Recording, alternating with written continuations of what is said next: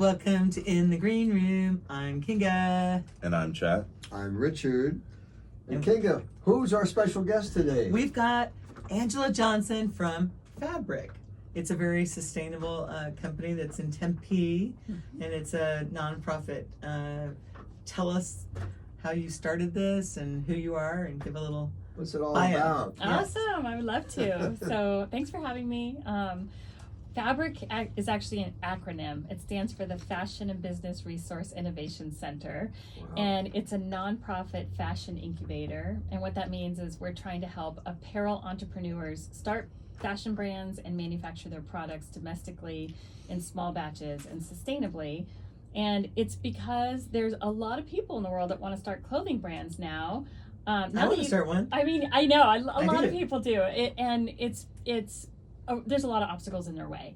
The whole industry is actually set up for big brands that overproduce in giant quantities in overseas sweatshops. That's really how the fashion industry model works. And so if you were going to start a clothing brand, all of your resources are in some other country, and most of them are unethical and unsustainable. And so that's the first obstacle. The second toxic, obstacle, maybe not eco-friendly. Yes. Oh, very, very unsustainable. And then the other obstacle is meeting minimums at those factories.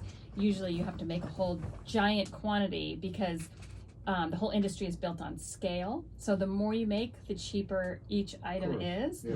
And so if you were going to start a clothing brand, you would need a lot of money. You would need a whole staff of people that know production management and quality control.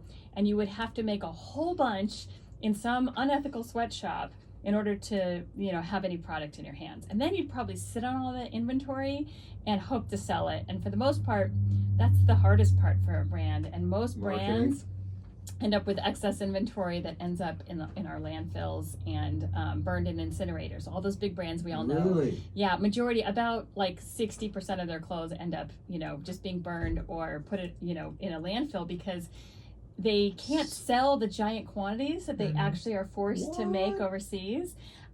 They have to make giant quantities to get the price down, but then they don't sell all of that. So all of that is wasteful. Is wasteful, and not good for our It planet. just gets destroyed. Yeah. So it's so exciting that you've done this. How did you get started? How did you? Disturbing. It is really disturbing. But how did you get started? How did you decide this is what I want to do? What was your background? Okay, you want me to tell you my story? Yes, I want to hear your story. Okay. Well, it's also so important because, like you're just talking about, the fashion industry is so unsustainable right now that it needs more people like you that are trying to show people how to do it in a more sustainable way, eco-friendly, using better materials, and not going to those unethical sweatshops in smaller quantities. Yeah, so it's awesome that you're small doing batch. that. Small batch. We call it batched on-demand manufacturing is what we do at Fabric. Well, in small batch is usually higher quality. Yeah. Absolutely. Well, okay, so I'm actually from Arizona, and I moved to Los Angeles in the 90s to pursue a degree in fashion design. I went to the Fashion Institute of Design and Merchandising in Los Angeles, earned my degree, and then I started working in the industry as a cutter. And a cutter is just the person that cuts out the samples all day so they can be sewn up, and you can fit it and see if it turned out okay. And I got my experience working for the Mike Diamond of the Beastie Boys, had a clothing brand called X Large, and Mike Diamond. Mike D from the Beastie Boys. Mike D. Yeah. Okay. His brand. Name a song that they sang. The Beastie Boys? I don't recall. So they were probably the biggest brand of the biggest band of the 80s. For your right. That's them? Yeah. Oh, wow. Are you kidding me? Yeah. Oh, so, I know that song. I love that song. So they were my favorite band actually in the 80s. Oh, The and Beastie so Boys are awesome. They go back. Yeah, Awesome. so I was very excited to work for that brand, but they also have a girls line that was owned by Kim Gordon of Sonic Youth, which is another band from the 80s, a punk band from the 80s, and both Sonic bands Youth. were some of my favorites. So basically got my foot in the door at that business, and then worked my way up to become designer and then production manager. And production manager is the person that oversees the idea getting made. So you're the one that's actually contracting out the pattern maker who makes the template, and then you're contracting out the sample sewer to sew it up, and then you're sourcing your wholesale materials and trims. You're actually having the pattern graded into the sizes. You're actually having production cut and production sewn at all different contractors, usually in Los Angeles, so that's where we were. And I would go from place to place to place having all this stuff done. That taught me a lot more than I learned in school. And then I partnered with an actress on the soap opera Days of Our Lives. Days of Our Lives, when I was a little kid, I used to watch that. Did you? So did you know my gosh. she played Carrie Brady on the show? I did. So that was my business partner, my first business partner, my first clothing brand called Monkey Wench. And we started Monkey Wench, yeah. Cheers, that's hilarious. Cheers. Cheers to Monkey Wench. Cheers. And that was because back then, this was like the 90s, the early mid 90s, and that was the girl power movement, and we were just like, we're a bunch of wenches, you know. And so basically this was girls snow skate and surf apparel, and we started out really small. Because of my connections working for the other brand, I actually learned the secret sauce to how to manufacture in small batches. And that was contracting out each step at a different place. So going to the pattern maker, then going to the pattern grader to size it, and then going to a cutting service, and going to a sewing factory. If you do them all at separate places, you can skirt under the minimums because you've actually done all the development, and all you're doing at the sewing factory is handing them cuts, meaning the sleeves, the fronts, the backs, the collars have already been cut. Everybody's been done. So if there's somebody listening right now that is one of their dreams is to try to produce some type of a clothing material, what is that number that would be like the smallest minimum good for question. them to produce? So the smallest minimum I've ever seen at a factory is 300 units. Okay. And that's really rare to find. Usually a small factory will normally do 500 units, but most factories are doing 5,000 units. Okay. And most overseas factories are doing that's not their norm. Like for a normal brand, they're doing like hundreds of thousands of units. So 500 is really small. When you say units, like let's say I want to one make dress dresses.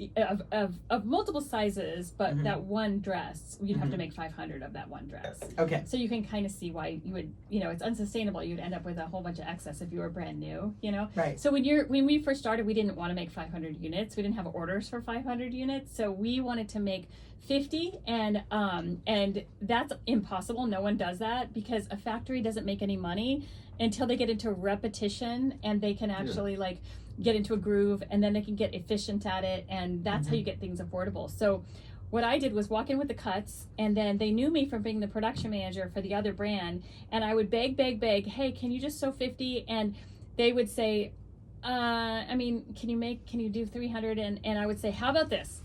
I will wait until you guys are done with this next big order. And when you're waiting, if there's a break in between, then you can use my stuff to sort of keep everybody busy. Because what happens is those factories, they lay everybody off when they're done with their big order until they have their next order, because there's no money in the apparel industry. And so because they're not getting paid hardly anything anyways, the sewers can't get paid to just sit there and twiddle their thumbs until the next order comes. So they have to lay them all off, and then when the next order comes, they hope they're still around waiting for a job, and they bring them all back on. It's not a good business model. It's a horrible business model, but that's what this industry has become, because us as consumers think clothing should cost less than our lunch. So we don't want to pay enough for what it really should cost to make something. So everybody's in this position where nobody gets paid fairly, right? But it's weird because there's some brands where it's like very backwards and they're just super overpriced because of the name. And there's But if you knew what went in to make something, they're probably not overpriced. They're probably accurately priced. Yeah. And I can get into that in just a minute. But that's good, yeah. But the story is that I would go in there. Well, the brand that I'm thinking that came to mind are like Yeezys. Like everybody I know that has any of the Kanye stuff also shops at Walmart and stuff and participates in like the consumerism side of, the fashion industry and supports that side. And I'm like, those Yeezys look like crap too. Might as well just go buy the Walmart stuff. Well, okay, so a lot of people think fast fashion is not made well, but I'll tell you what, if all you do all day long is make millions of a certain t-shirt, you're going to be really freaking good at making it. So it's just as good quality. And when people think like handmade means something, no, everything is handmade. The thing you buy at Walmart is handmade. Hands make everything. Like we have to use our hands to put them in a sewing machine. It doesn't go into some magical robotic machine that does it all. Humans make clothes.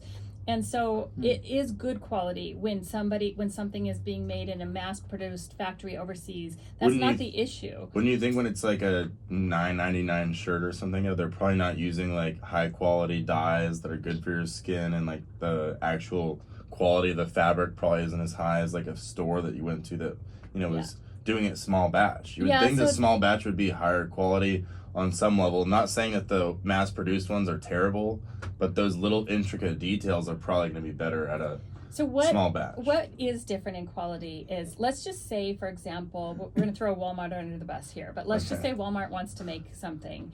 They are not going to have enough money in it to do enough revisions to the pattern and enough fittings and enough samples to get it to fit perfectly. They're going to do one sample. They're going to hope it turns out great. If it doesn't, they're probably not going to go put in the effort and the time to revise the pattern, sew up another sample, try it on again. And usually that repeat is what you do 5-10 times before something fits perfectly. Interesting. And you've put in a lot of darts and seams to get it to fit accurately. You've also experimented with different fabrics before you find the right one for that, to make it hang right and drape right and stretch right. And they're not going to have the money in it to do that. So any fast fashion brand isn't going to fit correctly because of that. But then they probably also aren't going to have enough money in the fabrics to be able to line it and to be able to buy higher quality fabrics that maybe are not made out of polyester, that are made out of like, you know, bamboo or something that's a lot more sustainable or whatever, right? So yeah, the quality of fabric's going to be lower. And then like if you use silk or linen or 100%. Yeah, that's a lot more cotton. expensive. Right. Yes. And then it comes down to the seams. So when you're sewing something, the sewing operations are exactly the same on something that costs a lot versus costs a little. It's just that the stitches per inch, meaning how many thread stitches they put within 1 inch, are going to be farther apart on something cheaper than it is on something more expensive, and they're going to use more thread. And when you're making 100,000 of something, the amount of thread you use actually matters, you know, and so it'll fall apart sooner because there's not enough thread holding it together, but it's still sewn the same exact way. Interesting. So those are the things that would make something like not as you know, expensive basically in a fast I know what she's talking about. Well, Like, you get a t-shirt that's kind of cheap and then you wash it and then you're if if it lasts Yeah. a shorter duration, that's definitely a Yes, and then significant quality aspect, thing, if you ask me. Another thing is when you make more, it's cheaper. So imagine if you have a stack of fabric stacked up and there's 100 layers and they put the pattern pieces on top and they cut through all 100 layers, right?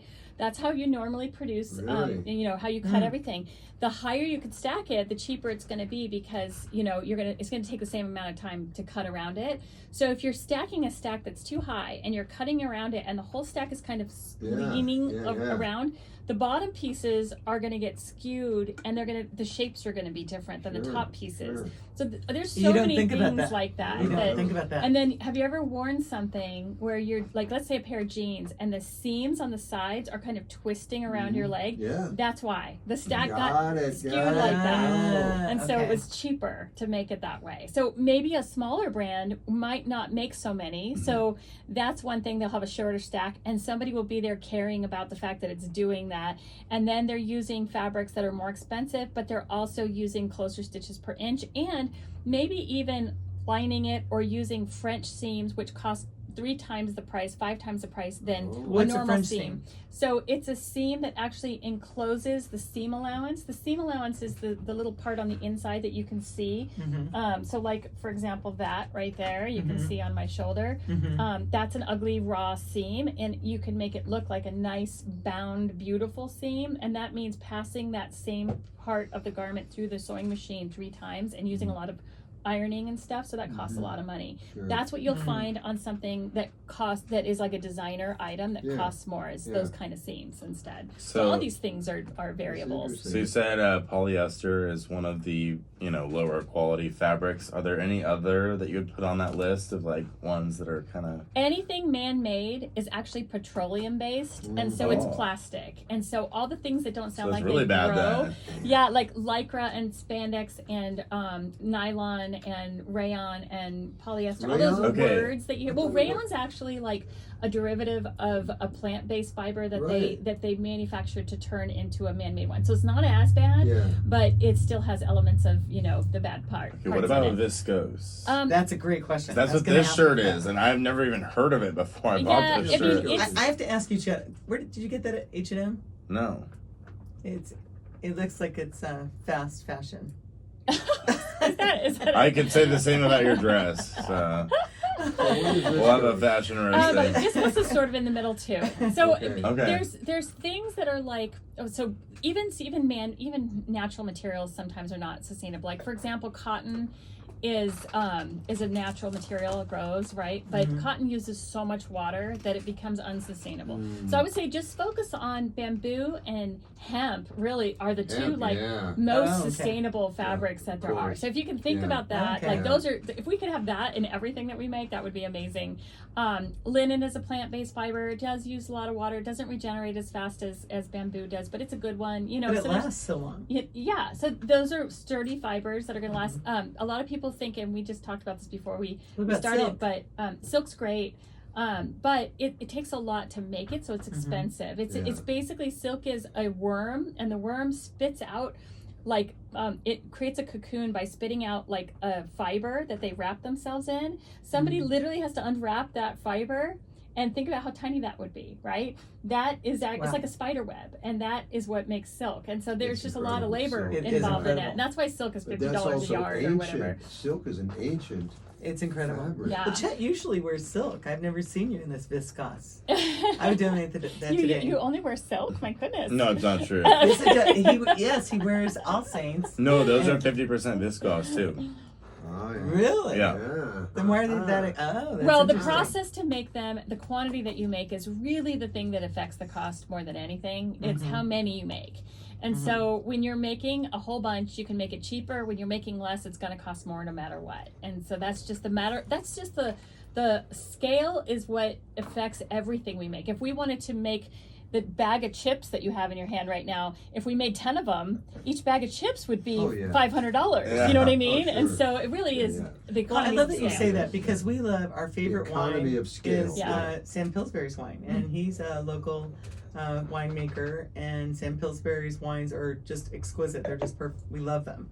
He's on the show often, and he's a movie producer, movie director, and then he moved to Arizona and started this winery, and he's just doing a great job. But his wine is kind of $30, $40, $50 for his wines. Depends on the wine. And a lot of people try to say Arizona wine's too expensive, but it's small batch and it's grown sustainably, and he does it 25, organic. yeah. And Yeah. So you're talking about exactly what she's talking about, Yeah. economy of scale. He Yeah, prices right. them Exactly. to the right level for how much it costs him to produce it Exactly. so that he can make a profit. And Exactly. you know what? Us as a society have to care about who makes things these days, because we buy way too much stuff and the world is crashing and burning at the moment for how much stuff is sitting in our landfills. In fact, the fashion industry is responsible for that in a big way.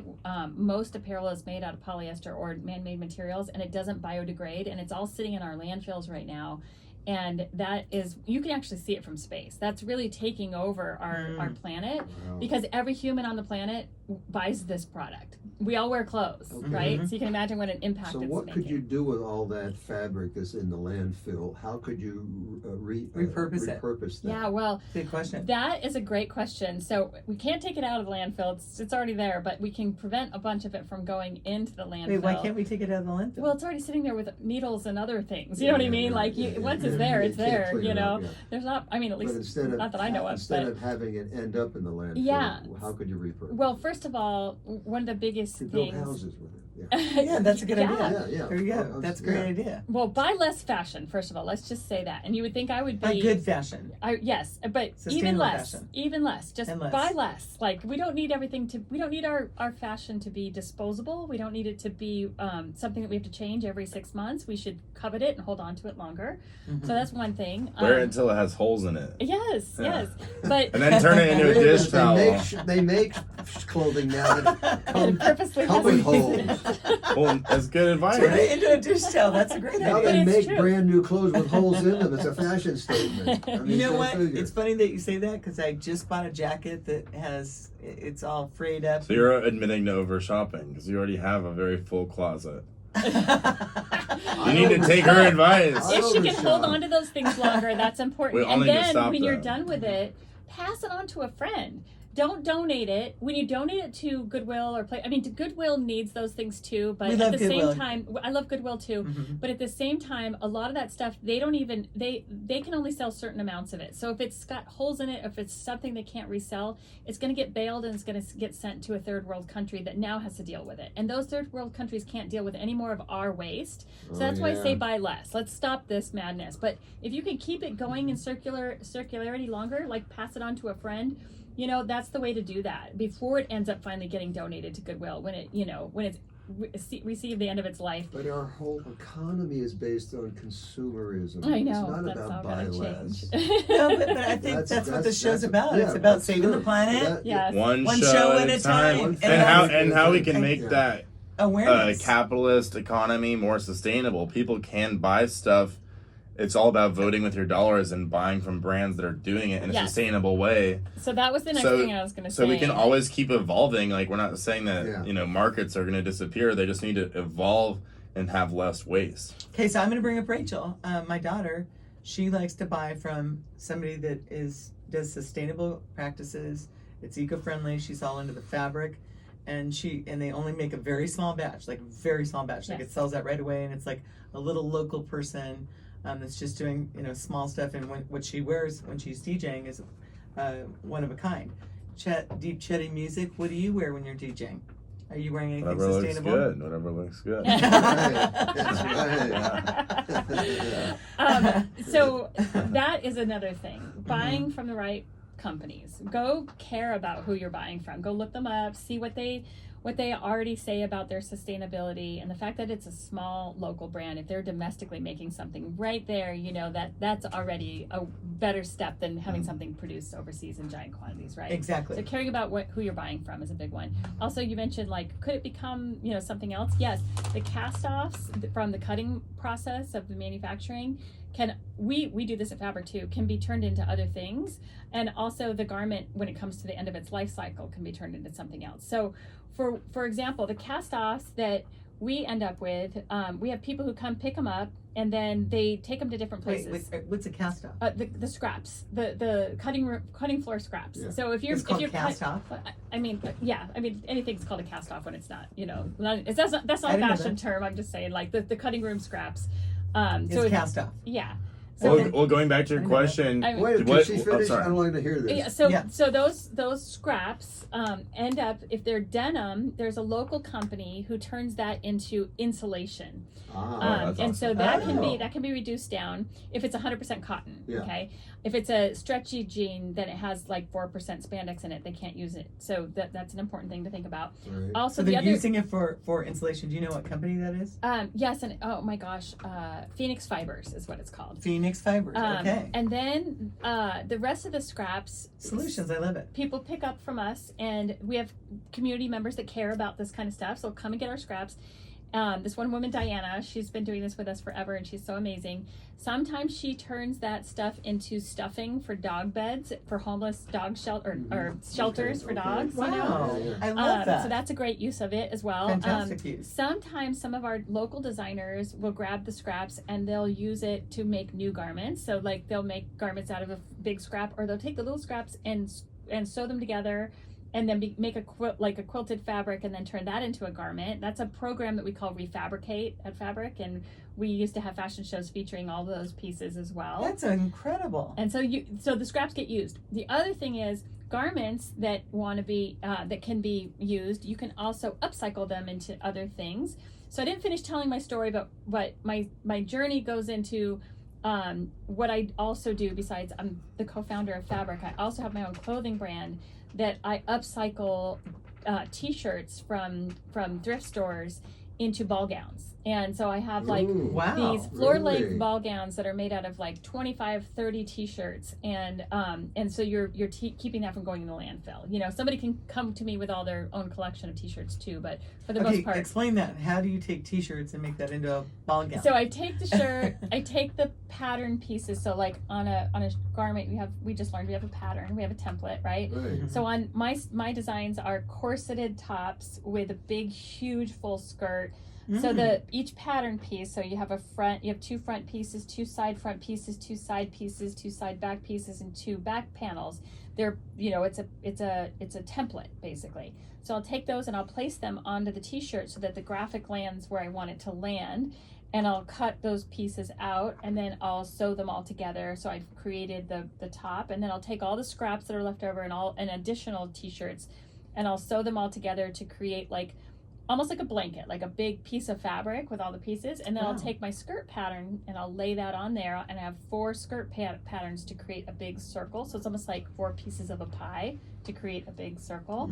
And then I'll place those on there and I'll cut those out, and then I'll sew them all together. So the logos are all over the whole entire thing. That is awesome. It's a That really is fun, so cool. creative outlet for me while I Chet, sew you should them. have Well, you are her a make you clothing shirts. designer. Make me a dress. That's what you I don't started. wear dresses. Well, no, I make blazers too. I can make you a blazer. Oh, that'd be Make cool. a blazer. Yeah. There you go. And Well, Chetty could be on. And Perfect. going off of Hey, make a a blazer. question that she asked me earlier, what of the, or I don't even care if it's a big brand, what local brand, any size brands could you recommend that are doing things in a sustainable way and, you know? Oh, I can recommend so many. In fact, too many for this podcast. So what I'm It'd going be to do good. is I going guess to tell you where specifically to ones go. that would have cool, like party shirts for when I'm DJing. Okay. Specifically. Well, first, I just want to say if anybody's looking for local or small brands domestically in the United States, they can go to our fashion industry directory. We have a free directory where all those brands can add themselves,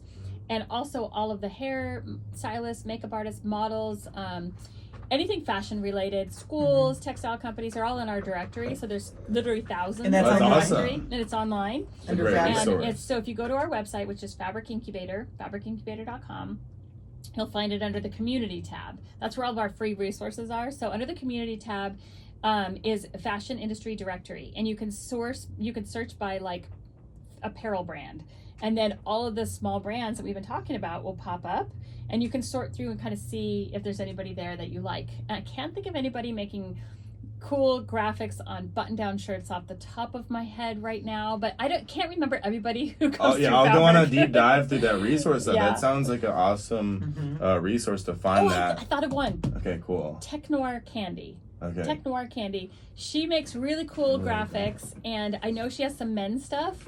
I don't know if she has a button-down shirt. She might, but check her out because the graphics are really cool. I can imagine them on a DJ. That would We'll be a have to good one just to have you start back on with. the Awesome. show and have a couple of these favorites of Yes. yours on Yes, with that would you. be So anyway, you can That would write be it great. down for me. 'Cause I'm Yes. not sure. Okay, cool. Because I definitely want to buy one of those shirts because, we always talk about voting with our dollar, but that's the most Yeah. important place where I could do that is when I'm on stage. Because then if anybody asks me like, "Oh, I like your shirt," then I can say, "Oh, it's sustainable. You should look this brand up because."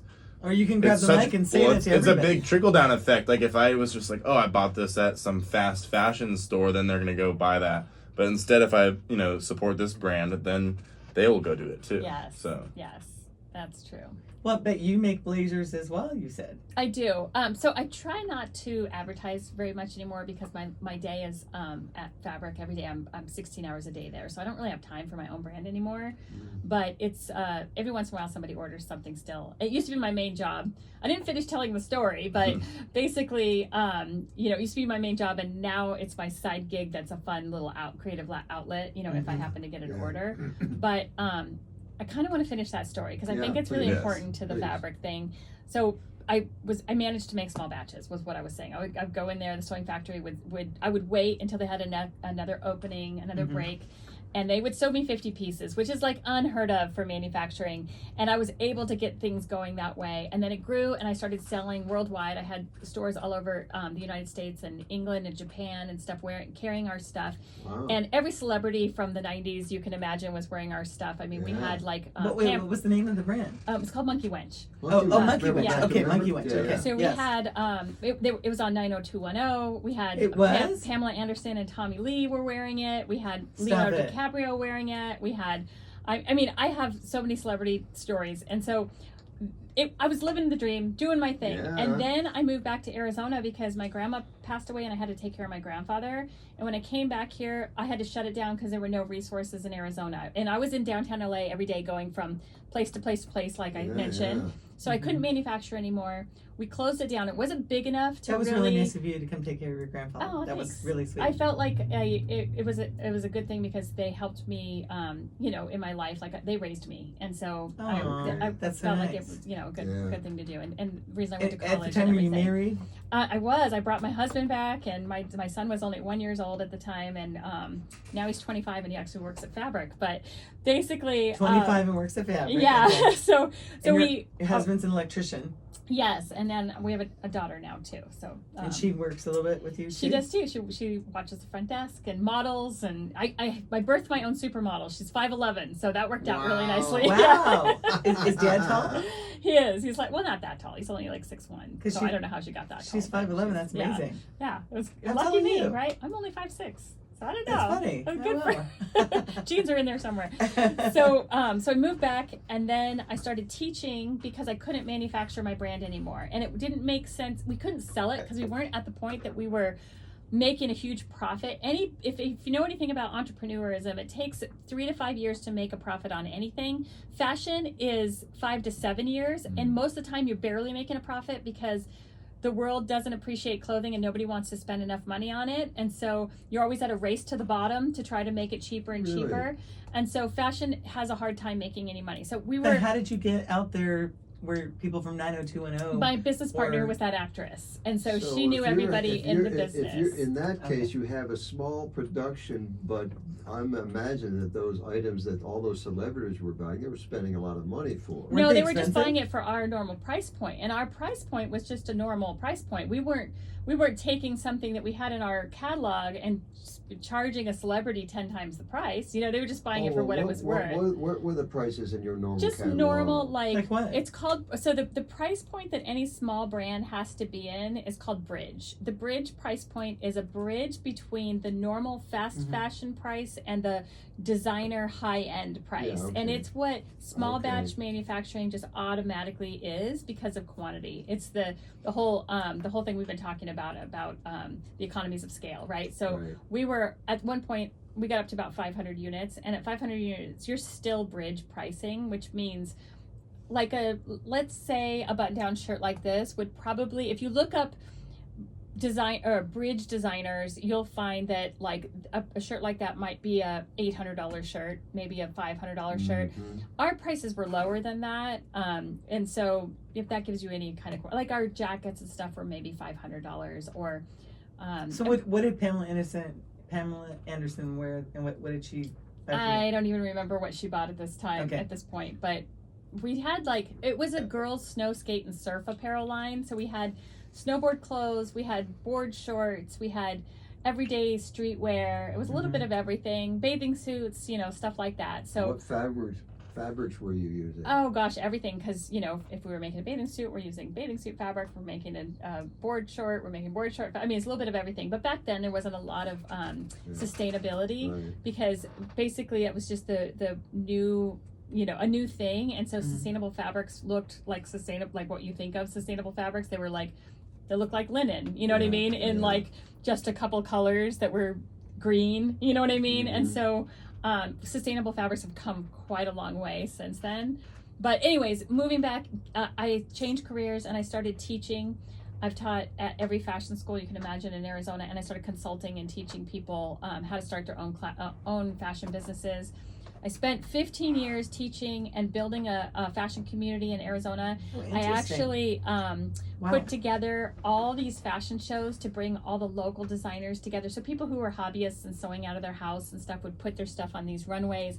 At one point, every year I would put together a fashion show that included 60 local designers, and it was called the Label Horde Fashion Show. And we did that to just show all the diverse stuff that was happening in Arizona.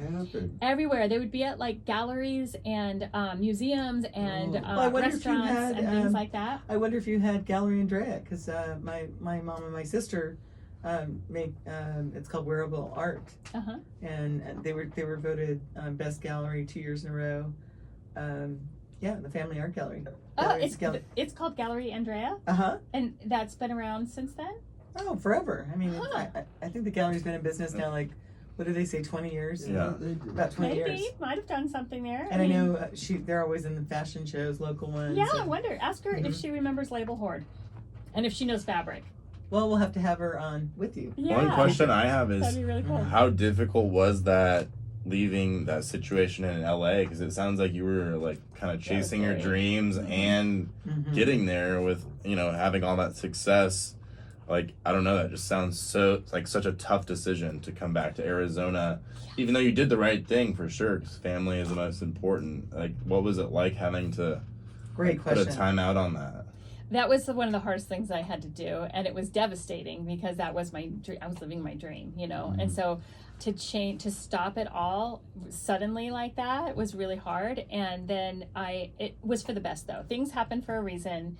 My real purpose in life is not having my own clothing brand. I figured that out after that happened. I love teaching other people what they need to know. So after teaching and consulting, I found a new passion, and I was like, I like this even better because the fashion industry. Oh, that's cool. So it wasn't really like a closed door. It opened up a better one. Yes, that's a great way to put it. And you were starting to you had a son that was 1, you said. Yeah. And I feel like it's a better place to raise kids here. Maybe. I mean, personally, just being my own boss would probably have been easier, like at the time to raise my son. But, I was teaching at other schools and stuff, and working for somebody is hard to be a mom. I mean, I'm not a single mom or anything, but it was it's hard. But anyways, I think like things happen for a reason. The universe puts you where you need to be. So I ended up doing the thing that I really actually love, and that's a whole different part of the story that I think is kind of cool if you guys want to hear it. We have so much time, please tell it. Okay. That's why we're here. So basically after teaching and consulting, I realized I have a skill set that not very many people have, and hardly anybody. I don't know anybody that knows how to navigate small batch manufacturing to manage to make 50 units of something. Like, that's unheard of.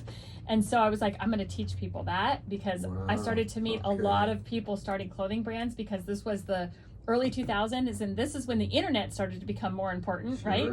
And so you could start a brand, you could start a business, you could create a website yourself with platforms like Wix and things like that. And if you can do that and you can sell something to anybody anywhere, then I knew more and more people were going to start clothing businesses, because everybody wants to be a fashion designer. So I'm like, pretty soon there's going to be a lot of people that want to do this, but they're going to encounter that it's impossible unless they know how to do what I did. So I'm like, I'm going to start teaching people that. And then pretty soon I was teaching hundreds of people how to do it, but I was watching them all struggle because all the resources were in Los Angeles. And so I thought, we need resources in Arizona. And if I could put them all under one roof, they won't have to run around all over the place. They could just do it all under one roof. And the biggest thing is I could teach them production management, because that's the thing. If you don't have a production manager full time that can go take it from step to step to step, how is it going to get made? And then when you're contracting out somebody to do each step, you have to check that this step was right before that step happens, or else it's going to be a domino effect of a mistake, right? And so production management and quality control are the only two things you need to know if you're starting a clothing brand. You don't need to go to fashion school and learn how to sew or make patterns. You're not the one sitting behind the sewing machine. You're contracting out the people to do that. You need to be able to learn how to fill out a grading and marking ticket, how to know what grading and marking is, how to spec a garment.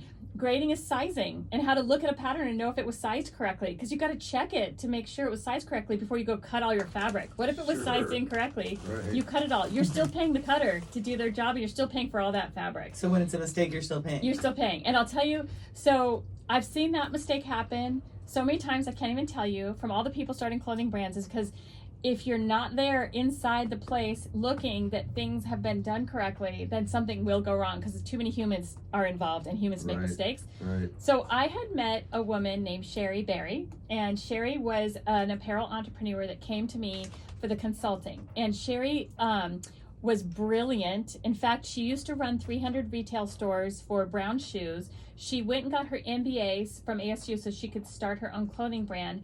She was the marketing director for the Arizona Science Center, and she had a real estate license. And so she, this woman is like, She's gonna be on the next Dos Equis commercial. and, seriously, and she also she writes all of our contracts too. She's like, she should have been an attorney. So basically, she wanted to start a clothing brand. She came to me. I taught her all that stuff that I've been talking about, but she had to go to LA because there were no resources in in Arizona. When she was trying to manufacture, her pattern file got graded, so it got sized, right? Graded is sizing. And then she wasn't there to check it. And when the company who sized it sent the pattern file to the cutting service, they cut everything. And then all the cuts got sent to the sewing factory, and they sewed everything. So she paid the cutters and she paid the sewers. Turns out the pattern file got accidentally converted from inches to centimeters when it got sent from the grading and marking company to the cutting service. So they're all now kid sizes. Yeah, basically. exactly. And basically, they're all now children. She was out $30,000 because she had to pay everybody to do everything and all that fabric, and you still have to pay those people because it's not fair. They did the job, right? Yeah. The only people she didn't have to pay were the grading company, and literally that's a $200 invoice. So she had to pay for all $30,000 worth of merchandise that she couldn't sell, and that put her out of business before she ever started. She couldn't sell it anyway. Wow. Yeah. And so basically, the smartest person I've ever met, who we all just joked about, being so smart, couldn't pull this off. So that tells you a lot. Yeah. And I love that you said people make mistakes. Hold on, I have a story. You said people make mistakes. I just went through a little remodel at my house, and I re-roofed, and they said you have to do the stucco first, and you do the roof. Great roofer that I trust, and he's done a few roofs. The stucco guy did a great job, and the roofer does it. One of the roofing employees mixed the cement that he put the tiles up with, and all that splat all over all that beautiful stucco that was basically $22,000, and so it all had to be redone. Well, what do you think? The roofer said, well, I'm going to take care of it. So I would recommend this roofing company. If anybody wants a roofer, let me know, so he said, I'm going to take care of it. So then the stucco guy comes out to re-stucco the areas where all the splats were to fix it, and somehow the manufacturing the synthetic stucco was sent the wrong color. So then where they redid it, it's a much lighter color. Oh, so oh my God. Yes. So then the stucco guy, I would also recommend him. He had the company out, and they had the same sample. They sent a wrong color. They're going to redo the whole thing. But you know what? Out of his own pocket, when that wrong color wasn't his fault. So that is exactly what happens in the fashion industry. And it's funny that you use this as an example, because I use this as an example all the time. I say, if you want to build a house, you have to understand construction, you have to understand architecture, and you have to orchestrate the whole thing, and you have to know what goes in first, second, third, fourth. You have to check that each thing was done correctly, because once something gets put on top of something else, you're going to be the one responsible for it at the end if you have to get it repaid for, right? Yeah. The fact that he was willing to eat that is a big thing, but how sad that he has to eat that. That's really not his fault. And that's what happens to everybody in the fashion industry, is that the sewing factories get the short end of the stick when you don't pay them, and it wasn't their fault. And that's why it's so important that people wait until either A, they have enough money and capital saved up to properly enter the industry, because they should basically be expecting for there to be expenses like that. Yes. A, or B,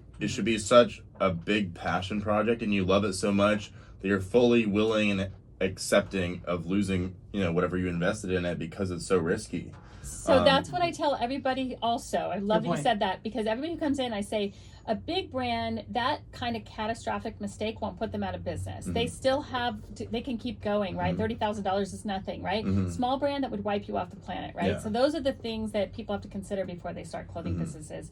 Do they have enough money to keep going when something like that, not if, when something like that happens, you know? Yeah, so if it's somebody that's in that first category, they should wait until they're like $100,000 saved up before they enter, because they should be ready for that $20,000 or $30,000 hiccup. Yep, it's exactly what happens. But back to the stucco guy, I don't want you guys to feel sorry for him, because my sister was there. Well, you're really the only person thinking about the stucco. I promise after you. a little, Nobody else is thinking my about the sister was there, stucco. and my sister said, it looks too light. Nobody else And he is said, thinking "No." about the stucco. He said, it's gonna dry. So anyway, go back. Nobody else was worried about the stucco. I mean, it's hard. He probably thought it. I mean, we've thought things like that too. Like, oh, this fabric that you're buying does look exactly like this fabric you're buying, but then when it comes in real person, it doesn't. You know what I mean? So there's like so many variables to everything that it's really hard.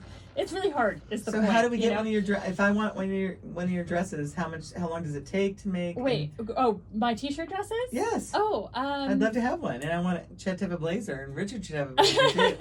I love that you're T-shirt still thinking blazer. about that. What do they cost? So the t-shirt, the full length ones cost $600. The blazers cost $600. The knee length ones cost $400, and the mini skirt versions cost $300. Okay. That's reasonable. And they just take a few weeks to make. Okay. So, That's yeah. cheap. Thanks for So asking. I want a short one dress. question I have. So we already talked about where people can go to find all the sustainable local brands. That was on the website, the community. Fabric. Yeah, the community page, right? Yep. Okay, cool. Fabric But incubator. another question I had that was kind of related. What is the flip side of that? What are there any like big brands that are like doing really unethical practices? I mean, everybody's been talking about. Let's talk about the good ones. What do you mean? It's good to know which ones to avoid. Like everybody's been talking about how Balenciaga is like really unethical with their marketing and stuff like that. I don't know. Balenciaga. It was like national news how they were like using Okay, really let's not talk weird. about this. What do you mean? It's important to know what brands to avoid. Are there any other like big brands? Like, does Louis Vuitton have weird sweatshops somewhere or something? Or like, you know what I mean? Do you I understand do the know what question? you- Okay, yeah. cool. What other H&M? brands should we like avoid? I know H&M is one of them. Yes. H&M. Okay, the best way to find out who is transparent, who's doing the right thing, is to go to a website called Fashion Revolution. Okay, perfect. FashionRevolution.com.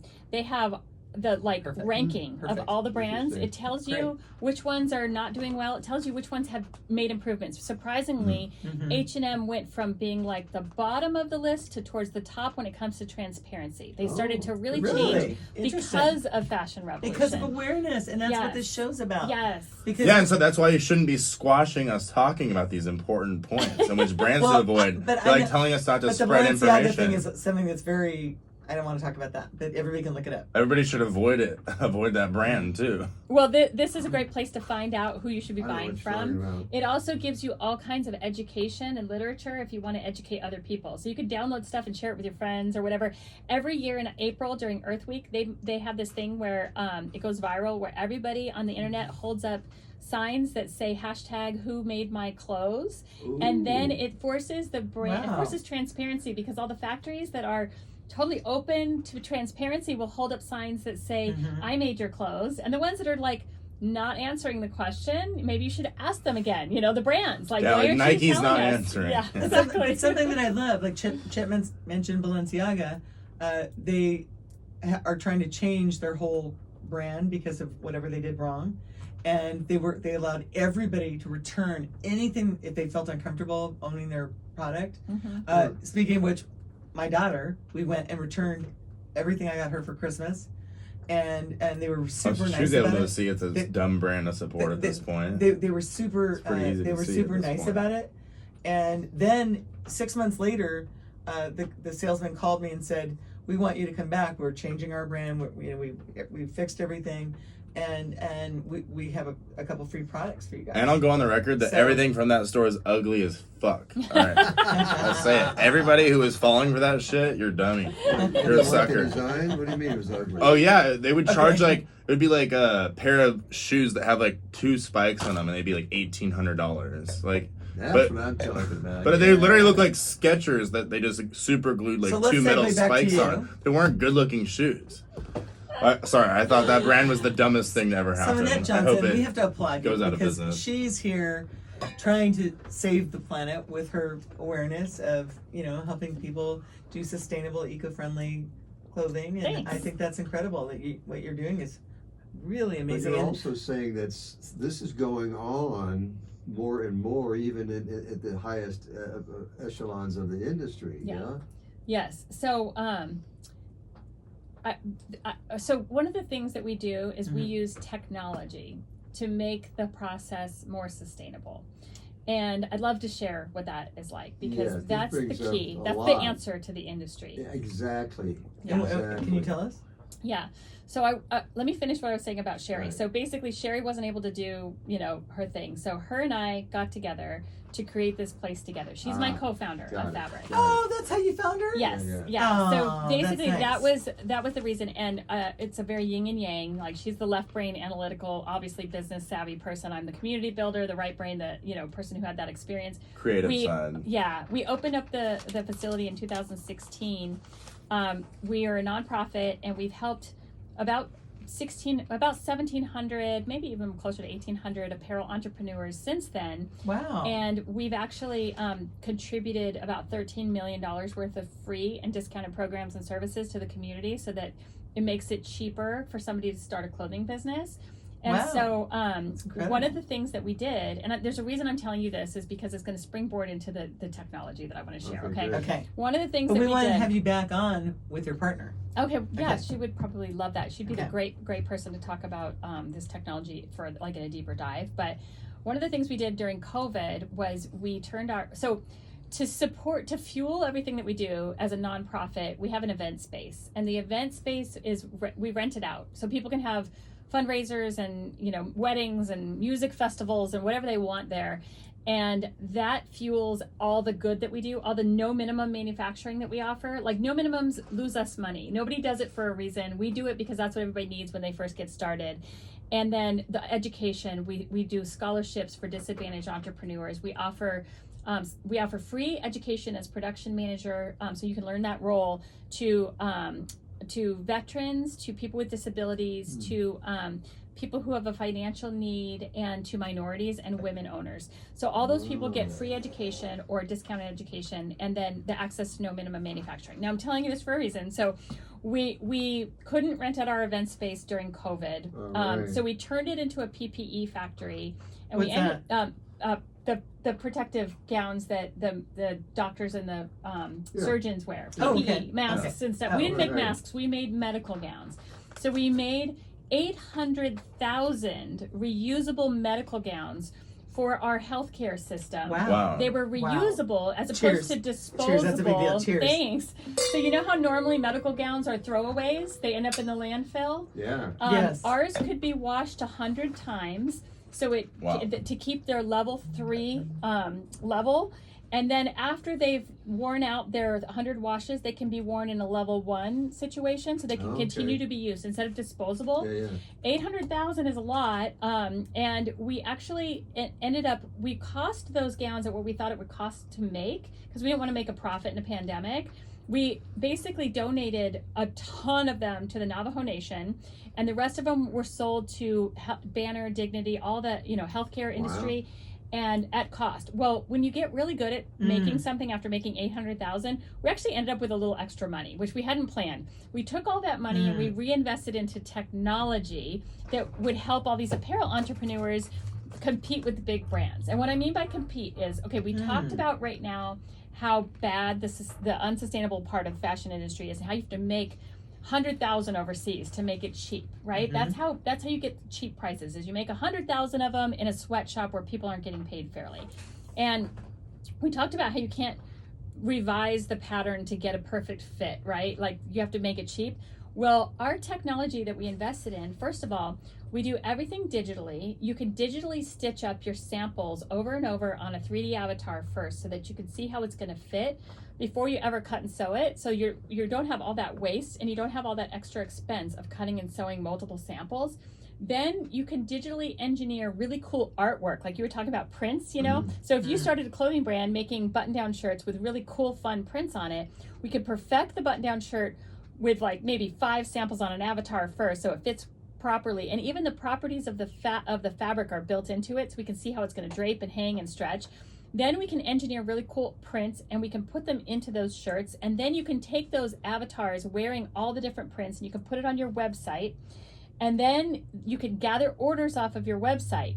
When those orders come in, we can fill the orders, and so you don't sit on any inventory. So instead of making 100,000 of one print hoping that it sells, we're just going to print, cut, sew the exact size, color, and shirt that was ordered, and then you don't have any excess inventory. But the other thing is we have a printer that can allow us to print on any sustainable fabrics. So we can print on bamboo or hemp or whatever. Instead of printing on polyester, which is the normal way that fashion is done, it's printed on sublimation on a polyester. So that is what separates us. The last bit of that whole entire chain of technology is a digital product passport. We can embed a chip into the garment that when you touch your phone to the chip, it pulls up that garment's history, and you can actually put videos and whatever you want in there. You can show the garment workers making it. You can show the process of it being made, so people have an appreciation for who made it and how it was made. You can also market directly to your consumer, because as the brand, you can add stuff to that chip. You can say, hey, we're having a sale this week, and it can change, it can update like in real time, and so you can communicate with your customer, but you can also educate that customer on the sustainability part of the garment that they're wearing, so that they actually care about the garment and that they're willing to spend more on the garment, because now they understand why it's sustainable. That technology sounds incredible. And they're buying something that's a unique piece of art, because maybe you do those prints in a limited drop, you know, like, hey, only for this month are we making this one print. Now it has more value. I love to that. it. Cool. So that's the whole thing we're doing now. I love that. It's called a digital. So like every time you DJ, you can, we're going to go a little bit over because I'm going to take out the stucco thing.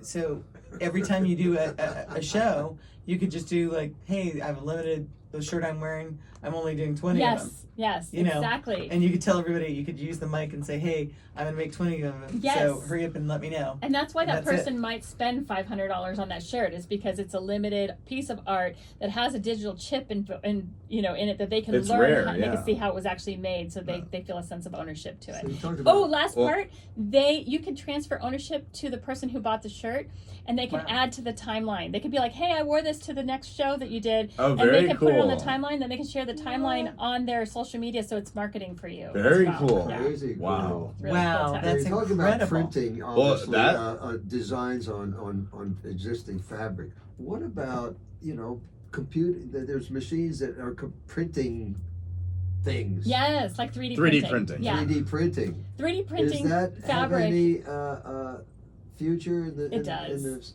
Yeah, it's part of like the whole future of fashion. So right now there's designers who only do 3D printed fashion. Really?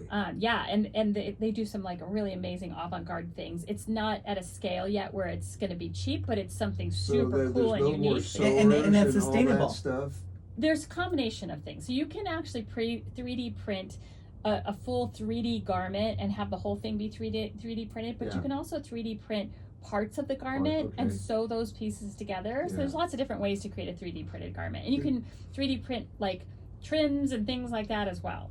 There's also fabrics that have many capabilities beyond just being a fabric, and you're wearing something that is I don't know, what are you talking about?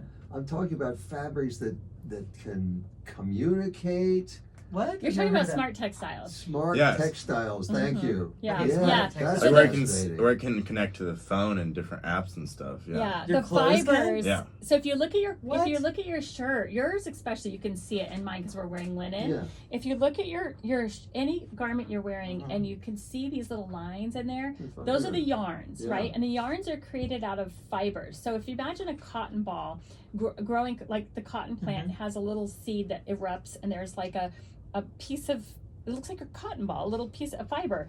That fiber gets twisted with a bunch of other fibers into a yarn that looks like a thread, and those yarns get woven or knitted together to create our textiles. So when you embed something into the the fiber could be a smart fiber of some sort that is an electrical fiber that is emitting, whatever you want it to. That can be woven or knitted into a textile. So you'll have fibers that can actually sense the temperature of you and can cool you down. You'll have fibers that can read your bio stuff and send information to a heart monitor or whatever, and that's what a smart textile is basically. I don't know if I like it. Kind